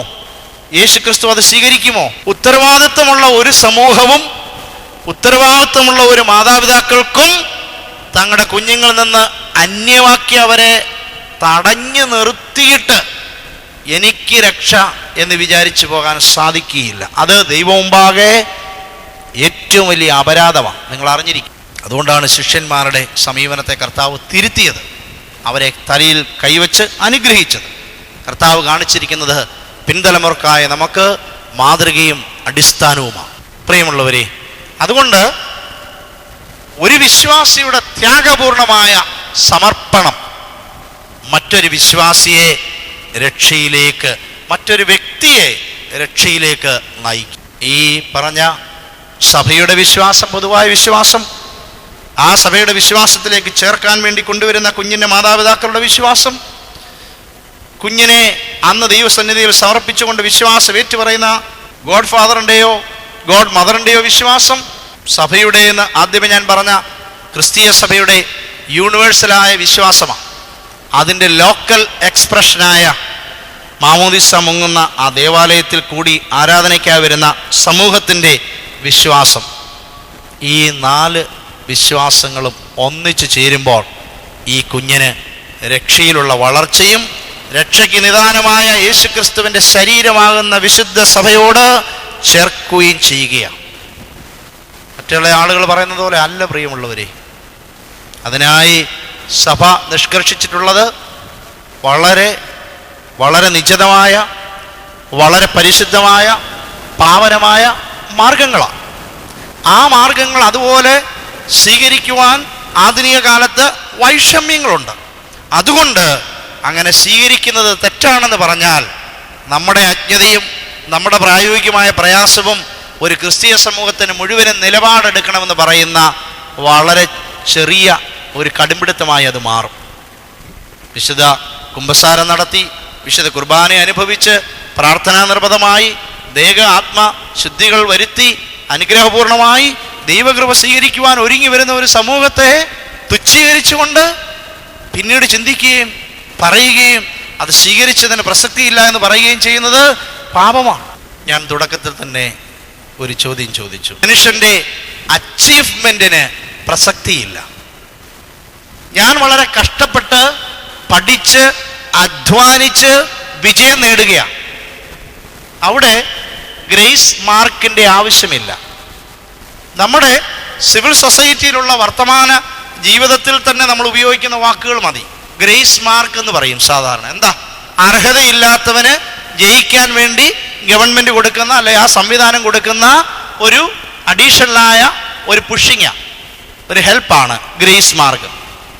ഇത് തന്നെയാണ് കൃപ എന്നുള്ളതിനും ഗ്രേസ് എന്നുള്ള വാക്ക് ഇവിടെ വരുന്നതല്ലോ ആണല്ലോ. കൃപ മൂലമാകുന്നുവെങ്കിൽ നിങ്ങളതിന് കാരണക്കാരല്ല. പ്രിയമുള്ളവരെ, നിങ്ങളുടെ ഇതുവരെയുള്ള പ്രായത്തിൽ നിങ്ങൾ വിശ്വസിക്കുകയും ഏറ്റുപറയുകയും ചെയ്തു എന്ന് പറയുന്നത് നിങ്ങൾ അതിന് അടിസ്ഥാനമല്ല. എന്നാൽ അതിന് അടിസ്ഥാനമില്ലേ? അടിസ്ഥാനം വേണ്ടേ? വേണം. എങ്കിലും നിങ്ങൾക്കത് ലഭിച്ചത് നിങ്ങളുടെ ഈ അറിവ് മൂലമാകുന്നു. ഇതുവരെയുള്ള എല്ലാ ചോദ്യങ്ങളും ചോദിച്ചതിന് ഉത്തരം തൃപ്തിപരമായി ലഭിച്ചതുകൊണ്ട് ഞാൻ നേടിയെന്ന് പറയാൻ സാധിക്കുകയില്ല. കൃപയാലല്ലോ, വിശ്വാസം മൂലം, പ്രവൃത്തി കൊണ്ട് ആകുകയും അരുത്. നിങ്ങൾ തന്നെ അതിന് കാരണക്കാരല്ല. You are not worthy. നിങ്ങൾക്കതിന് അടിസ്ഥാനമില്ല. നിങ്ങൾക്കതിന് അങ്ങനെ പ്രശംസിക്കത്തക്ക രീതിയിൽ യോഗ്യതയില്ല. അങ്ങനെ യോഗ്യതയോട് പ്രശംസിക്കുന്ന നിമിഷത്തിൽ നിങ്ങളിൽ നിന്ന് ആ കൃപ നഷ്ടപ്പെട്ടു പോകും.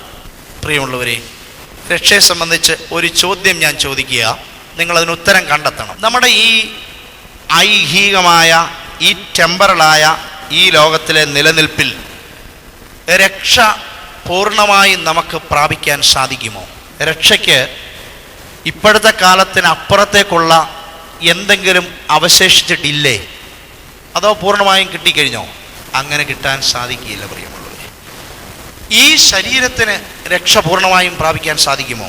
ഈ ജഡരക്തത്തിന്? അതിനോട് ചേർന്ന് രണ്ട് ചോദ്യം. അങ്ങനെ നേടാൻ സാധിക്കുമെങ്കിൽ സ്നാനമേറ്റ് പുറത്തേക്കെത്തി 40 വയസ്സ് മുതൽ 70 വരെയുള്ള വയസ്സ് ജീവിക്കേണ്ടതിൻ്റെ പ്രസക്തി എന്നാ?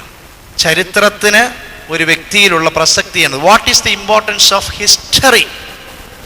ഒരു വ്യക്തിയുടെ ജീവിതത്തിൽ 40ാമത്തെ വയസ്സ് വരെ ചെയ്ത പാപങ്ങൾ ഏറ്റുപറഞ്ഞ് സ്നാനമേൽക്കുന്ന വ്യക്തി 40 വയസ്സ് മുതൽ അന്നേ ദിവസം മുതൽ കർത്താവ് അവൻ്റെ ജീവൻ എടുക്കുന്നത് വരെയുള്ള ദിവസങ്ങളിൽ വർഷങ്ങളിൽ ജീവിക്കുന്നതിൻ്റെ പ്രസക്തി എന്ത്? രക്ഷപൂർണമായി പ്രാപിച്ചുവെങ്കിൽ കർത്താവിൻ്റെ അടുക്കിലേക്ക് പോകേണ്ടതല്ലേ? അങ്ങനെ പോകാൻ തയ്യാറുള്ള ആരെങ്കിലും ഉണ്ടാവുമോ? ഇല്ല. പ്രിയമുള്ളവരെ, ഈ ശരീരത്തിന് ഇത് വിതച്ചിരിക്കുന്ന ശരീരമാണ്. ഇനിയും വിളവെടുക്കുന്ന അല്ലെങ്കിൽ ഇനി ഉണ്ടാകാൻ പോകുന്ന ശരീരം ഈ ശരീരമല്ല പ്രിയമുള്ളവരെ, സ്വർഗീയ ശരീരമാണ്. ഭൗമികൻ്റെ പ്രതിമ നിങ്ങൾ ധരിച്ചതുപോലെ സ്വർഗീയൻ്റെ പ്രതിമയെ നിങ്ങൾ ധരിക്കും ഭാവിയിൽ, ഇപ്പോഴല്ല. കൊരിന്ത്യർക്ക് എഴുതിയ 1-ാം ലേഖനം 15-ാം അധ്യായം 49-ാം വാക്യമാണ് ഞാനിപ്പോൾ പറഞ്ഞത്. നിങ്ങൾ ഭൗമികൻ്റെ ആദ്യത്തെ ആദാമിൻ്റെ ശരീരം ധരിച്ചതുപോലെ, മരണത്തിന് വിധേയപ്പെടുന്ന ശരീരം ധരിച്ചതുപോലെ, ജഡവും രക്തവുമാകുന്ന ശരീരം ധരിച്ചതുപോലെ സ്വർഗീയൻ്റെ പ്രതിമയും ശരീരവും നിങ്ങൾ ധരിക്കും. അതിനായി സാവകാശത്തോടെ ഇപ്പോൾ നമ്മൾ വിധേയപ്പെട്ട് കൃപയോടുകൂടി നമ്മൾ വിധേയപ്പെട്ട് കൃപയോടുകൂടി ദൈവത്തിൽ ആശ്രയിച്ച് മുന്നോട്ട് പോകുകയാണ്. അത് പൂർണ്ണമായി എന്ന് പറയാൻ സാധിക്കുകയില്ല. രക്ഷ ഒരു നാൾ കണ്ടു. ഒരാൾ പരിശുദ്ധാത്മാവിന് നിയോഗം പ്രാപിച്ചിട്ട് ഒരു വ്യക്തി രക്ഷ കണ്ണുകൊണ്ട് കണ്ടു. പക്ഷേ കണ്ടപ്പോൾ അന്നേരം തന്നെ അദ്ദേഹം പ്രാർത്ഥിക്കുന്ന പ്രാർത്ഥന എന്താ? ഇനി സമാധാനത്തോടെ അടിയനെ പറഞ്ഞയക്കണമേ. യെരൂശലേം ദേവാലയത്തിൽ ശിശുവിനെ കൊണ്ടുവന്നപ്പോൾ വാർദ്ധക്യത്തിലായിരിക്കുന്ന ശിമയോൻ എന്ന വ്യക്തി പരിശുദ്ധാത്മാവ് നിയോഗം പ്രാപിച്ചിട്ട് അവിടെ ഉണ്ടായി. ഈ കുഞ്ഞിനെ കയ്യിലെടുത്തിട്ട് അദ്ദേഹം പ്രാർത്ഥിച്ചു. അദ്ദേഹം ദൈവസന്നിധിയിൽ പാടി പുകഴ്ത്തി പറഞ്ഞു, മഹത്വപ്പെടുത്തിക്കൊണ്ട് പറഞ്ഞു, സർവ്വജനത്തിനു വേണ്ടിയുള്ള ആ രക്ഷ എൻ്റെ കണ്ണ് കണ്ടുവല്ലോ, ഇനിയും അടിയനെ സമാധാനത്തോടെ പറഞ്ഞയക്കണമേ. പ്രിയമുള്ളവരെ, ആ പൂർണ്ണതയിലെത്തിയാൽ നമുക്ക് ഇവിടെ നിലനിൽക്കാൻ സാധിക്കുകയില്ല. അതുകൊണ്ട് പ്രിയമുള്ളവരെ, നമ്മുടെ ഈ ലോക ജീവിതത്തിൽ രക്ഷയെക്കുറിച്ചുള്ള ഉറപ്പ് നമുക്കുണ്ടാകണം. പക്ഷെ പ്രാപിച്ചുവെന്നുള്ള അഹങ്കാരം അഹന്ത പാടില്ല. ഒരു ക്ലാസ്സിലെ ഏറ്റവും മിടുക്കനായ ഒരു വിദ്യാർത്ഥി, ആ സ്കൂളിൽ തന്നെ 3000 കുട്ടികൾ പഠിക്കുന്ന സ്കൂളിലെ ഏറ്റവും മിടുക്കനായ വിദ്യാർത്ഥിയാണ്. 10ാം ക്ലാസ്സിലെ ബോർഡ് എക്സാമിനേഷൻ എഴുതിയാൽ 1ാം ഗ്രേഡിൽ പാസ്സാകുമെന്നുള്ളത് അദ്ദേഹത്തെ പഠിപ്പിക്കുന്ന 100-ൽ അധികം ടീച്ചേഴ്സിനും ആ സ്കൂളിലെ വിദ്യാർത്ഥികൾക്കും വളരെ നന്നായി അറിയാം. പരീക്ഷ എഴുതുന്നതിന് മുമ്പുള്ള ഈ ദിവസങ്ങളിലോ, പരീക്ഷ എഴുതുന്നതിൻ്റെ തലേ ദിവസമോ, പരീക്ഷ കഴിഞ്ഞ് റിസൾട്ട് വരുന്നതിന് മുമ്പോ നീ ജയിച്ചോ എന്ന് ചോദിച്ചാൽ ആ വിദ്യാർത്ഥി പറയുന്ന മറുപടി എന്താ? ജയിച്ചോ? ഇല്ല. ജയിച്ചില്ല എന്നുള്ളത് കൊണ്ട് അദ്ദേഹം തോറ്റുവെന്നാണോ അർത്ഥം? ആണോ? ഈ 3000 കുട്ടികളിൽ നിന്ന് 1ാമത്തെ ക്ലാസ് മുതൽ 10ാം ക്ലാസ് വരെ പഠിച്ച ഈ വിദ്യാർത്ഥി ഏതെങ്കിലും വിഷയത്തിന് തോക്കുമെന്ന് ആർക്കെങ്കിലും പറയാൻ പറ്റുമോ? പറയുകയില്ല. മണ്ടരായ വിദ്യാർത്ഥികൾക്ക് റാങ്ക് ഒന്നും കിട്ടുകയില്ല. റാങ്ക് കിട്ടുമെന്ന് പ്രതീക്ഷിക്കുന്ന കുട്ടികൾ തോക്കുകയുമില്ല. നമ്മൾ സാധാരണ ജീവിതത്തിൽ കണ്ടുവരുന്ന ഒരു കാര്യം അല്ലേ. മാർക്കുകൾ ഏറ്റക്കുറച്ചുകളൊക്കെ വരാം. ഞാൻ പറഞ്ഞു വന്നത്, പ്രിയമുള്ളവരെ, നീ രക്ഷിക്കപ്പെട്ടോ എന്നുള്ള ഒറ്റ ചോദ്യം ചോദിച്ച് അതിനുറപ്പ് ഈ നമ്മുടെ മുമ്പാകെ നിൽക്കുന്ന ആളിന് കൊടുത്തില്ലെങ്കിൽ രക്ഷ പ്രാപിക്കുകയില്ല എന്നൊന്നും അർത്ഥമില്ല. റിസൾട്ട് വരാൻ വേണ്ടി ഒന്ന് വെയിറ്റ് ചെയ്യേ സാറേ എന്ന് ഈ വിദ്യാർത്ഥി പറയും. നേരെ മറിച്ച് എനിക്കെന്തുവിനാ പരീക്ഷയുടെ ആവശ്യം, അത് റിസൾട്ട് വരേണ്ട ആവശ്യമൊന്നുമില്ല, ഞാൻ ജയിച്ചല്ലോ എന്ന് പറയാൻ സാധിക്കുമോ? അങ്ങനെ പറയാമോ? അങ്ങനെ പറയുന്നത് ശരിയാണോ? അല്ല.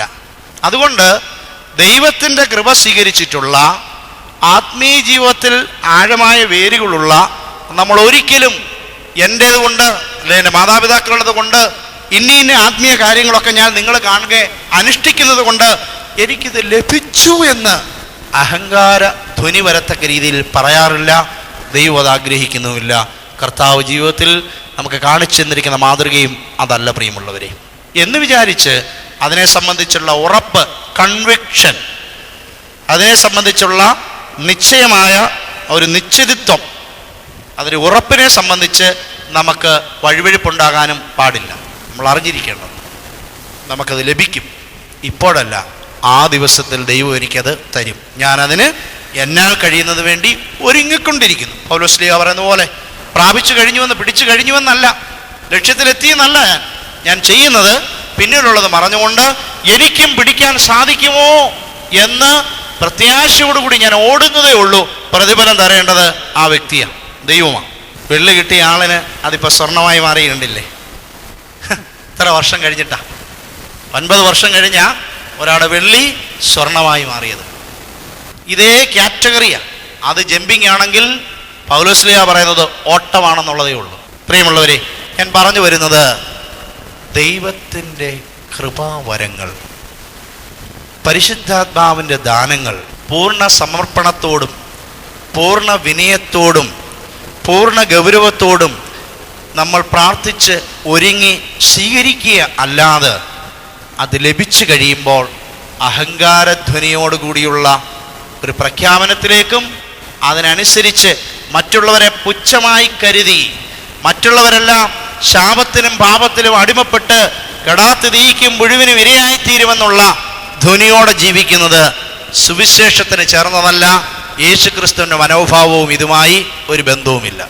ചില പ്രത്യേക തെളിവുകൾ മാത്രം വേദപുസ്തകത്തിൽ നിന്ന് ഞാൻ പറയുന്നുവെന്നുള്ളതേ ഉള്ളൂ.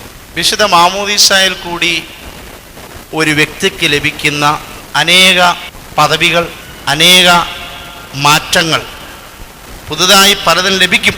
അതിലൊന്നാണ്, ഏറ്റവും പ്രധാനമായിട്ടുള്ള ഒന്നാണ് പരിശുദ്ധാത്മ നൽവരം. വെള്ളത്താലും ആത്മാവിനാലും ജനിക്കുക. ആത്മീയ മാമോദീസ ആത്മീയമാണ്.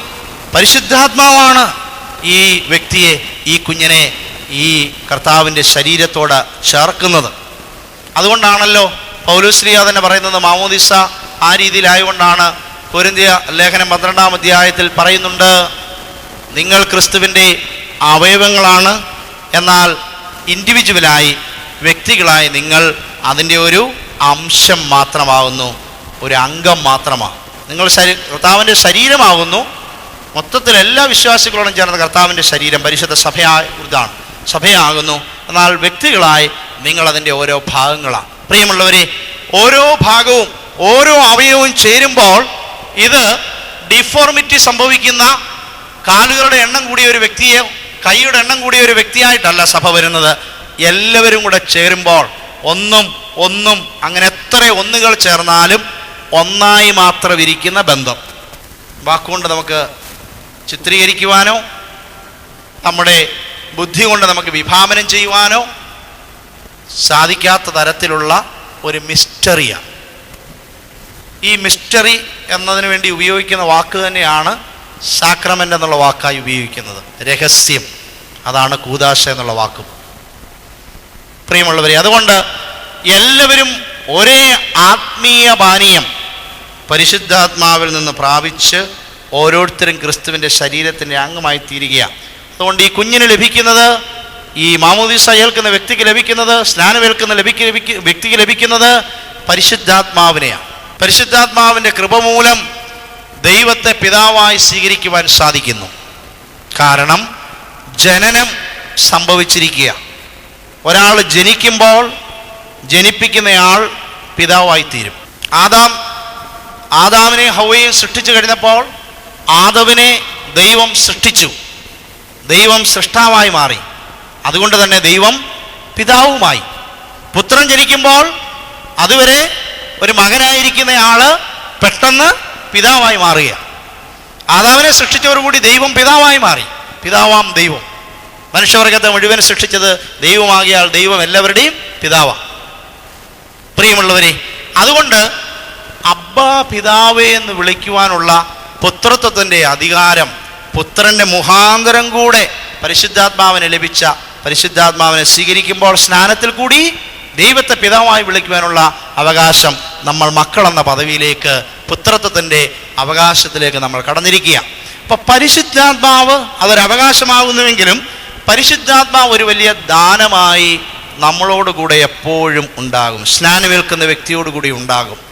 ഇതിൻ്റെ അടയാളവും ഇതിൻ്റെ ആ സുഗന്ധവും അതിൻ്റെ പരിമളവും നിലനിൽക്കുവാൻ വേണ്ടിയാണ് എത്രമാത്രം ചിന്തിച്ച് പ്രാർത്ഥനാപൂർവം അതിൻ്റെ മണമൊക്കെ ഒന്ന് നിലനിൽക്കുവാൻ വേണ്ടിയാണ് മോറോൻ അഭിഷേകം നമുക്ക് ലഭിക്കുന്നതും. അതുപോലെ തന്നെ മോറോൻ എന്ന ഈ എണ്ണ പ്രത്യേകമായി രൂപപ്പെടുത്തി എടുത്തത് തന്നെ ഒരു ദൈവത്തിൻ്റെ വലിയ അനുഗ്രഹം മൂലമല്ലേ പ്രിയമുള്ളവരെ? വെള്ളം കൊണ്ട് വേണേൽ ചെയ്യാം, വേറെന്തെങ്കിലും ഒരു ഓയിൽ കൊണ്ട് വേണമെങ്കിൽ ഒരു സൂചനയായിട്ട് ചെയ്യാം. പക്ഷേ അത് ചെയ്യുമ്പോൾ നമ്മുടെ സഭ വളരെ അർത്ഥപൂർണമായി, വളരെ ഡെഡിക്കേറ്റഡായി അതിൻ്റെ സുഗന്ധം, അതിൻ്റെ മണം, അതിൻ്റെ പരിമളം അവിടെ വരത്തക്ക രീതിയിൽ ഈ വ്യക്തിയെ ഏറ്റവും ശ്രേഷ്ഠമായ രാജാക്കന്മാരെയും പുരോഹിതന്മാരെയും ഒക്കെ അഭിഷേകം ചെയ്ത് ദൈവത്തിൻ്റെ അഭിഷിക്തരാക്കി തീർക്കുമ്പോൾ ഉപയോഗിക്കുന്ന സുഗന്ധ പരിമള വർഗം, സുഗന്ധ പരിമള എണ്ണ ഈ കുഞ്ഞിനെയും തേൽക്കുകയാണ്. മറ്റൊരു പട്ടക്കുട ശുശ്രൂഷയിലും പിന്നെ ഇത് ഉപയോഗിക്കുന്നില്ല. പള്ളി കൂദാശയ്ക്ക് മാത്രമേ ഉള്ളൂ. പള്ളിയെ പണിഞ്ഞിരിക്കുന്ന കെട്ടിടത്തെ ഒരു വ്യക്തിയാക്കി തീർക്കുക, കർത്താവിൻ്റെ ശരീരത്തിൻ്റെ ഭാഗമാക്കി തീർക്കുക.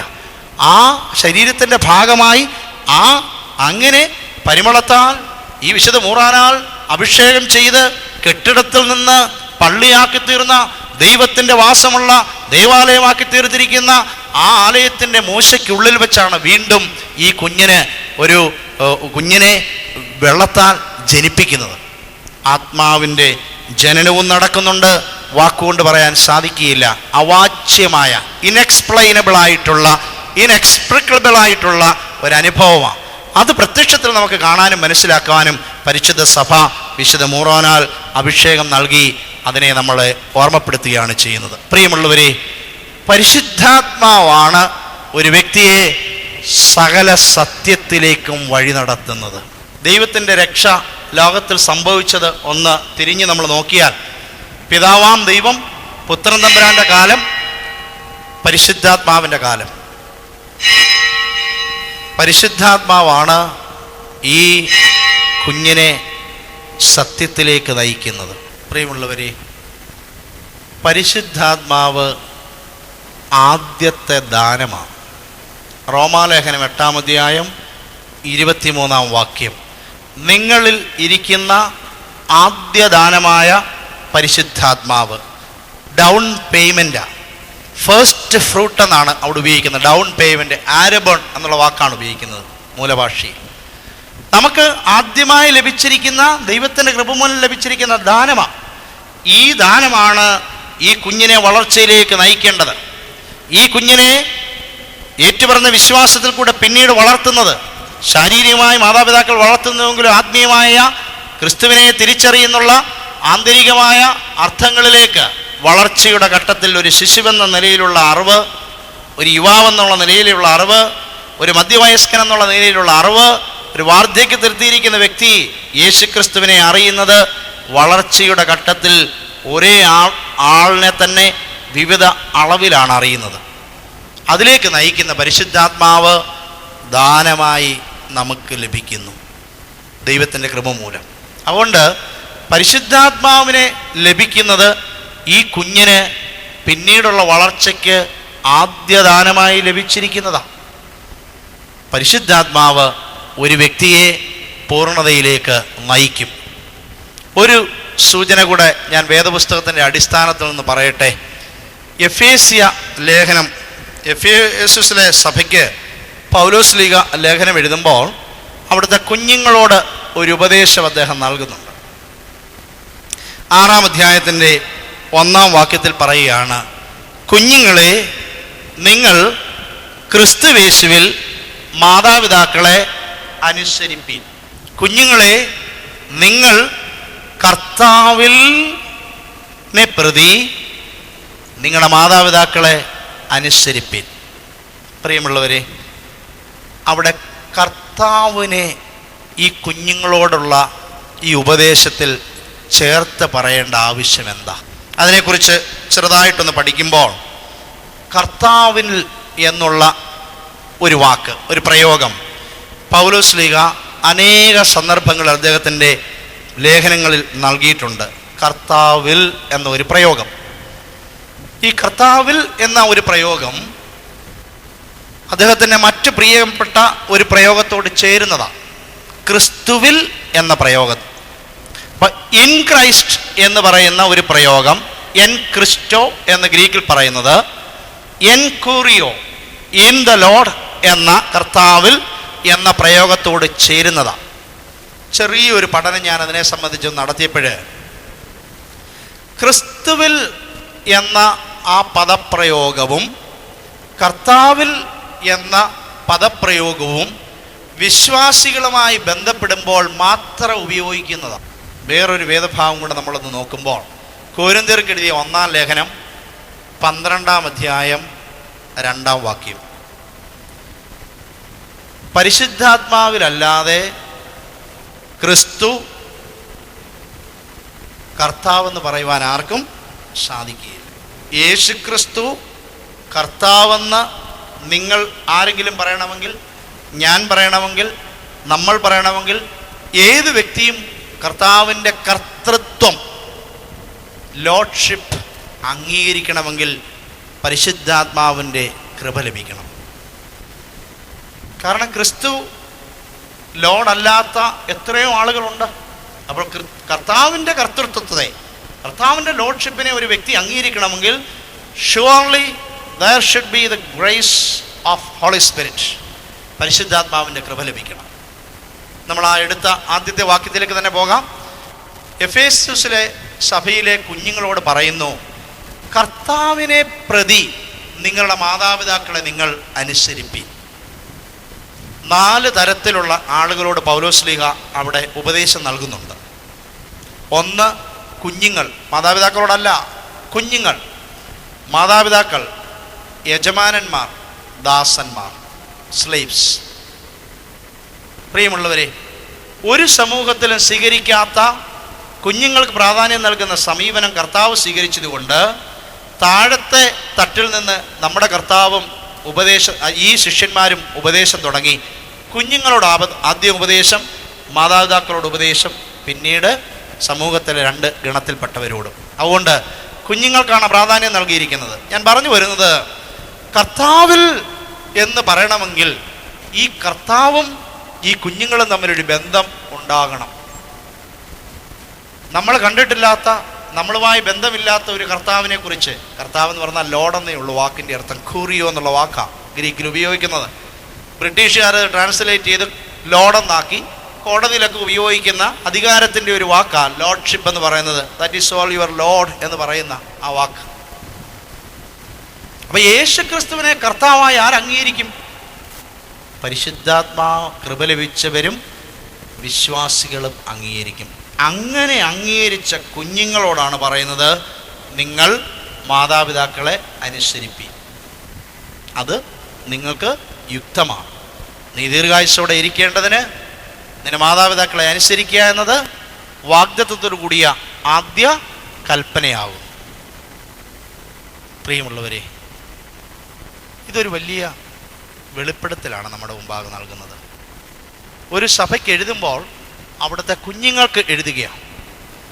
ഏതായാലും വളർച്ച പ്രാപിച്ച് ബുദ്ധിപരമായി നന്മതിന്മകളെ തിരഞ്ഞെടുത്ത് പോകാൻ ശക്തരായ കുഞ്ഞുങ്ങളാണെങ്കിൽ കുഞ്ഞുങ്ങൾക്കുള്ള ഉപദേശം കൊടുത്ത് തൊട്ടടുത്ത വാക്യത്തിൽ എഴുതുവോ, പിതാക്കന്മാരെ നിങ്ങളുടെ കുഞ്ഞുങ്ങളെ പ്രൊവോക്ക് ചെയ്യാതെ അവരെ നിങ്ങൾ പത്യോപദേശത്തിലും ബാലശിക്ഷയിലും വളർത്താൻ പ്രായമേറി തെറ്റും ശരിയും തിരിച്ചെടുത്ത കുഞ്ഞുങ്ങളോട് പറഞ്ഞിട്ട് പറയുവോ? പറയേണ്ട ആവശ്യമുണ്ടോ? ഇല്ല. അങ്ങനെയുള്ള കുഞ്ഞുങ്ങളെ ഉപദേശിക്കാൻ മാതാപിതാക്കൾ ഇനിയും ചെന്നാൽ അവർ കേൾക്കുമോ? അതുമില്ല. എഫേസുസിൽ മാത്രമല്ല, ചരിത്രത്തിൽ ഒരിടത്തും അങ്ങനെയുള്ള കുഞ്ഞുങ്ങളെ നടക്കുകയില്ല. ആത്മാവിൻ്റെ വലിയ അഭിഷേകം ലഭിച്ചു എന്ന് പറയുന്നവരുടെ കുഞ്ഞുങ്ങൾക്ക് പോലും സാധിക്കാം. അതുകൊണ്ട് നിങ്ങൾ തിരിക്കേണ്ടത് എഫേസുസ് സഭയിലെ മാമോദീസയേറ്റ കുഞ്ഞുങ്ങളാണ് ആ സഭയിലുള്ളത്. ആ കുഞ്ഞുങ്ങളോടാണ് പറയുന്നത്, കർത്താവിനെ പ്രതി, unless the children have already established a relationship with the Lord, how can Paul say that you obey your parents in the Lord? That means they have already made an establishment, a relationship with the Lord.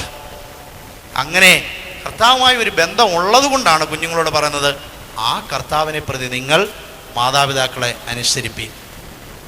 ഈ വാക്യം മാമോദീസമായി ബന്ധപ്പെടുത്തി നമ്മൾ അധികം കേട്ടിട്ടില്ലെങ്കിലും പഠിച്ചു വരുമ്പോൾ വളരെ അർത്ഥപൂർണമായ ഒരു വാക്യമാണ്. പ്രിയമുള്ളവരെ, അനേക സന്ദർഭങ്ങളിൽ പൗലോസ്ലീഹ ഉപയോഗിക്കുന്ന നമ്മുടെ വിശ്വാസികളുടെ ജീവിതത്തോട് ബന്ധപ്പെടുത്തിയ കർത്താവ് എന്ന വാക്ക് ഈ കുഞ്ഞുങ്ങളോട് ബന്ധപ്പെടുത്തുകയാണ്.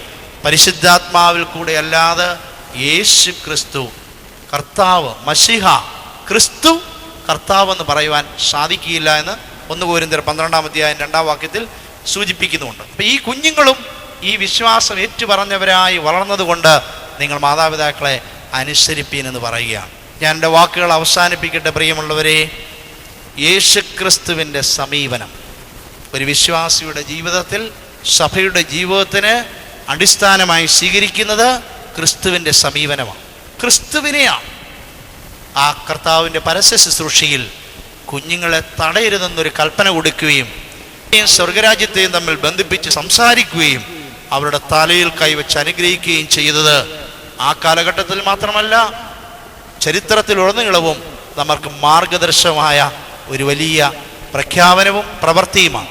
അതിൻ്റെ അടിസ്ഥാനത്തിൽ ക്രിസ്തീയ മാതാപിതാക്കൾക്ക് ജനിക്കുന്ന കുഞ്ഞുങ്ങളെ പ്രായപൂർത്തിയാകുന്നതുവരെ ലോകപ്രകാരം ജീവിച്ച് കർത്താവിനെ വിശ്വസിച്ച് സ്നാനമേൽക്കുകയല്ല, കർത്താവിൻ്റെ സഭയുടെ അംഗമായി പരിശുദ്ധാത്മദാനം കൊടുത്ത് ഈ കുഞ്ഞ് വളർന്നു വരുമ്പോൾ പൂർണ്ണതയിലേക്ക് വളരുമെന്നുള്ള വിശ്വാസത്തോടെ ആ കുഞ്ഞിനെ ആദ്യമേ തന്നെ സഭയുടെ ഭാഗമാക്കി തീർക്കുന്ന ഉത്തമവും ഉത്കൃഷ്ടവും ശ്രേഷ്ഠവുമായ ഒരു പാരമ്പര്യമാണ് എപ്പിസ്കോപ്പൽ സഭകളും പ്രത്യേകിച്ച് മലങ്കര ഓർത്തഡോക്സ് സുറിയാനി സഭയായ നമ്മുടെ സഭയ്ക്കും ഉള്ളത്. അതുകൊണ്ട് വേദപുസ്തക അടിസ്ഥാനമുള്ള ആദിമസഭ മുതൽ ഇന്നുവരെ ചരിത്രത്തിൽ അനുഷ്ഠിച്ചതും ഇപ്പോഴും തുടരുന്നതുമായ ഈ ശ്രേഷ്ഠമായ പാരമ്പര്യത്തിലേക്ക് വരുവാനും അതിൽ ഉറച്ചു നിൽക്കുവാനും ആ സ്വീകരിച്ചിരിക്കുന്ന സത്യവിശ്വാസത്തെയും ജീവിതത്തെയും വെല്ലുവിളിയോടെ നേരിടാൻ ഇന്ന് കാലികമായി പ്രസക്തമായി അതിന് മനസ്സിലാക്കുവാനും നമുക്ക് പരിശുദ്ധാത്മാവിൻ്റെ കൃപ മൂലം സാധിക്കട്ടെ. അതിനായി വിനയപുരസ്സരം നമുക്ക് നമ്മെ തന്നെ സമർപ്പിക്കുവാൻ ദൈവത്തിൻ്റെ പരിശുദ്ധാത്മ നമ്മളെ സഹായിക്കട്ടെ. ഈ സന്ദർഭത്തിൽ ദൈവത്തെ മഹത്വപ്പെടുത്തുകയും ഒരിക്കൽ കൂടി ഇങ്ങനെ ഒരു വേദി പങ്കിടുവാൻ ലഭിച്ച ഈ സൗഭാഗ്യത്തെ ഓർത്ത് അതിനവസരം ഉണ്ടാക്കി തന്ന ചുമതലക്കാരോടുള്ള നന്ദി സ്നേഹവും ഞാൻ അറിയിക്കുകയും ചെയ്തുകൊണ്ട് എൻ്റെ വാക്കുകൾ നിർത്തും. ദൈവം നമ്മെ അനുഗ്രഹിക്കട്ടെ.